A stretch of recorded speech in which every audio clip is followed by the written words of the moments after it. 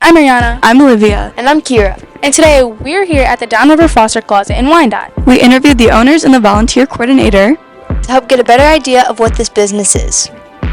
Can you describe what your role is as a volunteer? I'm a volunteer coordinator, so I basically help the volunteers that come in sign up and direct them as to what they should be doing. What does someone who wants to volunteer do here? Well, it depends on what we've got going on, but for the most part, they're going to be putting away donations that come in, and that can be new items or used items. How can someone volunteer? Well, there are multiple ways. They can just walk in. If we're open, our hours do change every month, but if we're open, they can walk in, and we're happy to put them to work. Otherwise, they can sign up on our Facebook page or our website. What does volunteering mean to you? It's giving back to our community. And I'm amazed by this community. I've only lived here 1 year, and they're very generous to this organization, and I'm sure to others also. Can you tell us about what the Downriver Foster Closet is? I'll let Charity start. So the Downriver Foster Closet, we're an organization that helps kids that are in foster care. So what they do is when they are placed into a home, most come with nothing, and they come to us and they're able to shop the whole store, and everything is free. So we have clothing, hygiene products, school supplies, shoes, anything that a child needs, we provide for them. Can you tell us where the idea came from to start this business? So Charity and I are both foster parents, and for about a year we would talk on the phone every evening and we would say, how can we help these kids? And so we kind of made it a joke, and we weren't sure if we were going to do it in our garage, her garage, rent a building, like what we were going to do. So one day we just announced it, and the response was very overwhelming. We ended up renting a storage unit, and then within probably a week we rented another storage unit, and we were up to seven that we were paying out of our own pockets, buying every tub that we could find because we had a lot of donations coming in. Back about, was it 5 months afterwards, we had a gentleman here in Southgate that bought the property for Midtown Trucking. He contacted us, and he wanted to donate the use of an old farmhouse that was on his property. So we were so excited. So we moved there, and we had all these dreams, but then COVID hit.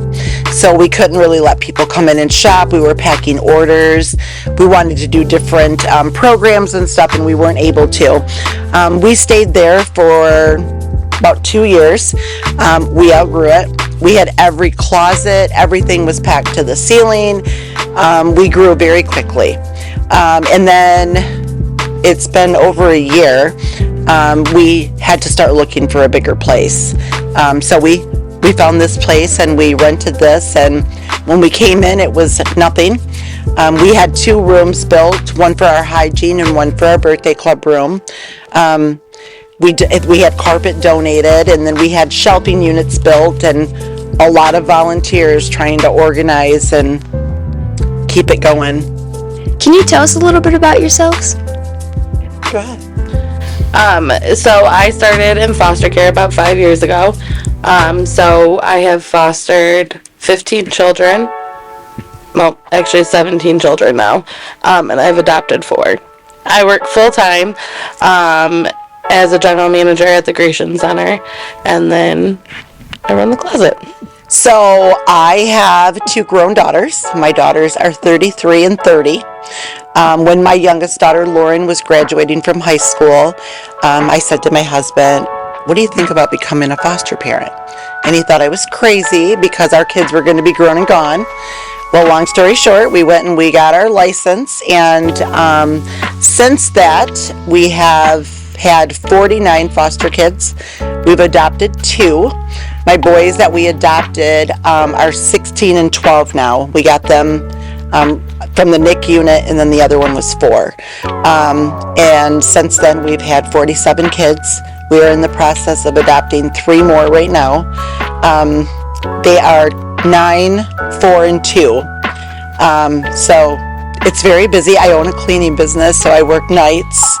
And then I take care of, my mother moved in with us too. So she She's like having another kid, so I take care of her too. She has dementia, so it's a lot of work.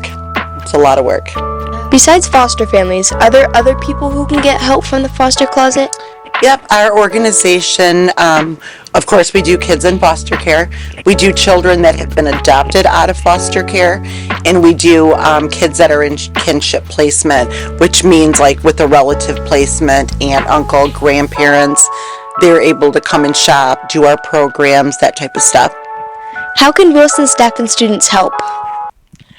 So ways that you guys can help is we're always looking for volunteers. That is a huge need for us as we work full-time and have kids of our own. It helps when we have volunteers here that can kind of maintain the building itself. And then another big way is by doing drives for us or even hosting fundraisers. So even though we're a nonprofit, it still costs us a lot of money to run the nonprofit. So we're always looking for ways to fundraise or monetary donations that can help keep the doors open. A big thank you to the Downriver Foster Closet for letting us take time out of their day to interview them. We hope you guys learned ways that you can help. Please, if you can donate or volunteer, anything helps.